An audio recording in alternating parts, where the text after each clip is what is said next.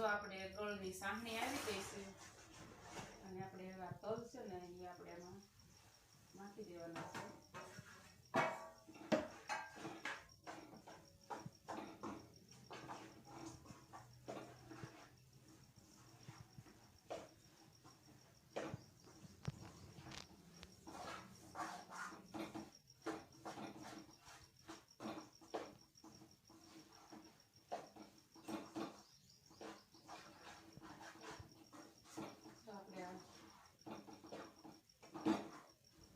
બની ગઈ છે.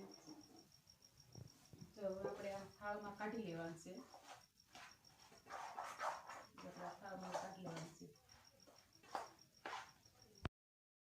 વાળી લીધી છે અને હવે આપણે એમાં ઢેફલી પાડવાની છે. આ તલની સિક્કી જો ઢેફલી પાડવાની છે અને સિક્કી કેવી રીતથી બને એ મને કોમેન્ટ કરીને બતાવજો. અને તલની સિક્કી કોને કોને ભાવે છે આપણે કોમેન્ટમાં જણાવજો અને વિડીયો બને ને ત્યાં લગન શેર કરજો અને સિક્કી કોને ભાવે છે કોમેન્ટમાં જણાવજો.